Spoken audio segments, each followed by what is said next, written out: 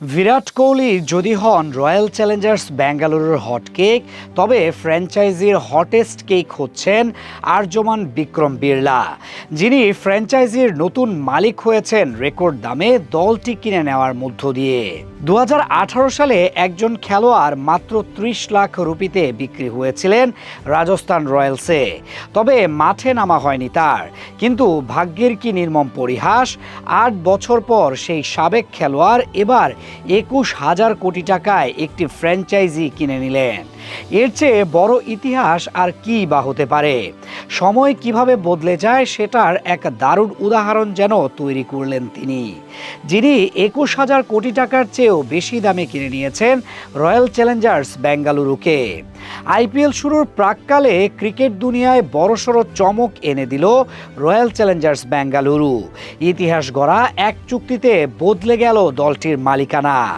মঙ্গলবার আনুষ্ঠানিক ঘোষণায় জানানো হয়, ভারতের প্রভাবশালী আদিত্য বিড়লা গ্রুপ এর নেতৃত্বাধীন একটি কনসোর্টিয়ামের কাছে বিক্রি হয়েছে বেঙ্গালুরুর শতভাগ মালিকানা। এই কনসোর্টিয়ামে আরও যুক্ত রয়েছে মার্কিন ক্রীড়া বিনিয়োগকারী ডেভিড ব্লিটজার, বিশ্বখ্যাত বিনিয়োগ সংস্থা ব্ল্যাকস্টোন এবং ভারতের প্রভাবশালী টাইমস গ্রুপ।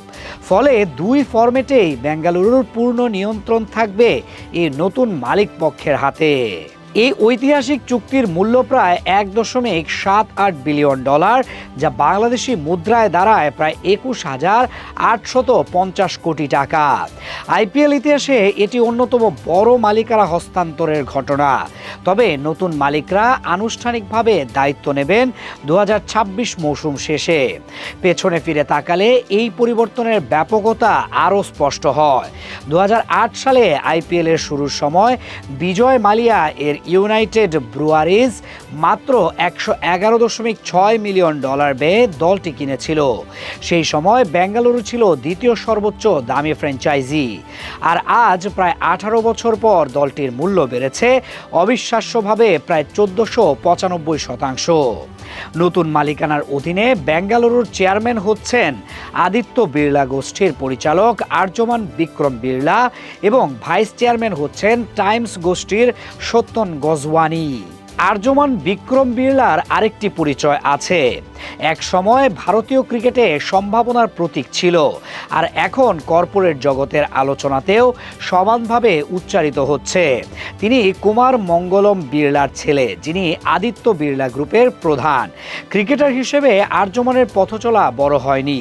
মধ্যপ্রদেশের হয়ে প্রথম শ্রেণীর ক্রিকেটে খেলেছেন 9টি ম্যাচ, যেখানে তার ব্যাটে ঝলক দেখা গিয়েছিল প্রতিভার।